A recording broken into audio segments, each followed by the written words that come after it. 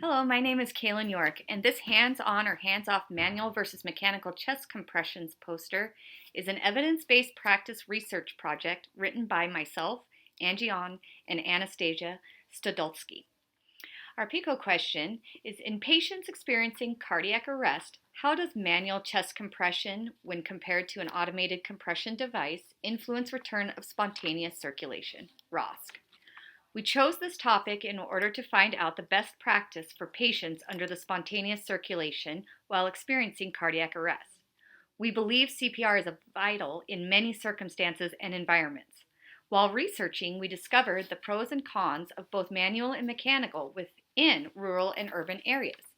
Some of the terms within the poster we used were ROSC, which means return of spontaneous circulation; Man-CPR, which is the manual chest compression in which one person is performing compressions on another person; and Mech-CPR, which is the mechanical chest compression using a device called a Lucas to give continuous compressions.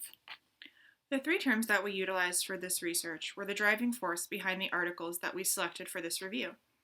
In general, all of the articles selected had to include ROSC as a measured result, with manual CPR and mechanical CPR as interventions.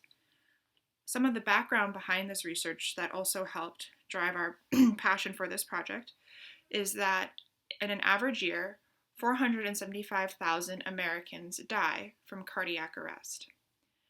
375,000 cardiac arrests occur outside of the hospital every year, and between 70% and 90% of those do not make it to a hospital in time for life-saving measures.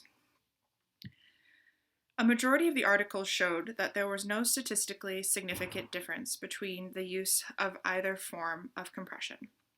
One article did show that there was a particular rhythm from which the patient benefited from the use of mechanical CPR more. This rhythm was identified as ventricular fibrillation. But overall, there was no statistically significant difference found related to the rhythms assessed and the success of achieving ROSC. The overall conclusion that we determined is that it does not matter which method of CPR is utilized, but starting compressions as soon as possible is what makes the difference. This information correlates with the American Heart Association's recommendation that CPR be initiated within 10 seconds of recognizing that someone is in cardiac arrest. As you can see from the information presented thus far, to increase the ratio of ROSC in cardiac arrest, either form of compressions is acceptable. The more significant point is early compressions as the influential factor. As we know, most cardiac arrests happen outside the hospital, so education on a nationwide level would be the first step in the chain of survival. Many states are already initiating required and/or optional CPR training in high schools. To make this a nationwide high school requirement would increase the odds of the sudden cardiac arrest survival simply by increasing the number of people trained and willing to act in this emergent situation.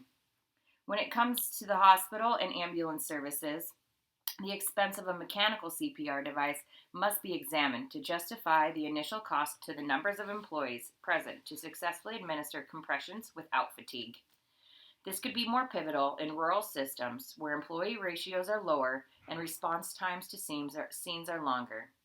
State grant programs and community fundraisers may be options to help with the expense of multiple devices that could be life-changing for these rural communities. Once these devices are acquired, those who have access to use and apply these should be required to do annual or biannual training.